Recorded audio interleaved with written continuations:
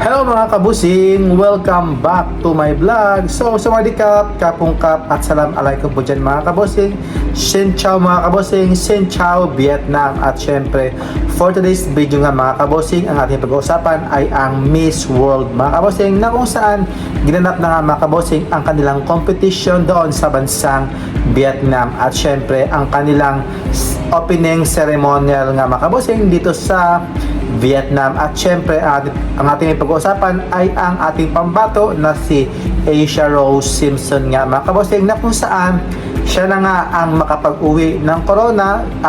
Siya na nga mga kabosing ang makapag-uwi ng ikalawang corona bilang isang Miss World mga kabosing. At syempre, dito mga kabosing sa kanilang opening mga kabosing, si Asia Rose Simpson ay nagsuot nga ng isang purple dress na kung saan ang ganda ng kanyang suot, yung kanyang may pagka-confident talaga itong si Asia Rose Simpson. Grabe na yung kanyang heels, sobrang tangkad talaga yung heels niya. Yung kanyang suot na purple, ang ganda, pero ang ayaw ko lang is yung parang sa likod na parang may buntot-buntot siya.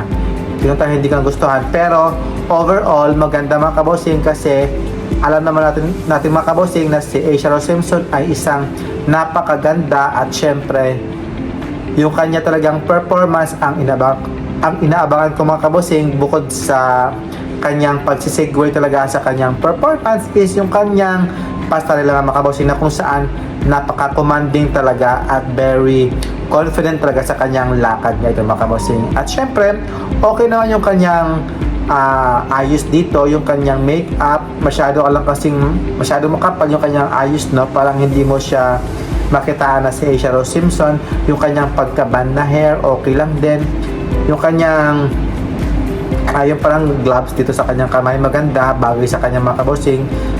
Sana nga mga kabosing, makukuha talaga ni Asia Rose Simpson yung ikalawang corona ng Miss World nga. At syempre, sana nga mga kabosing. Kaya I'm so happy if makuha ito ni Asia Rose Simpson ang ikalawang corona ng Miss World, kasi almost 2013 yung nakuha ni Meganyang ang kauna-unahang Miss World. So sana ngayon 2016 is makuha niya talaga ang ikalawang corona ng Miss World nga. What do you think mga kabosing? Makukuha talaga ito ni Asia Rose Simpson ang ikalawang corona? Please comment down below. At syempre, huwag kalimutang mag-subscribe mga kabosing sa aking YouTube channel at Kapungkap mga kabosing. And thank you for watching and mabuhay. Bye bye. God bless. Mwah.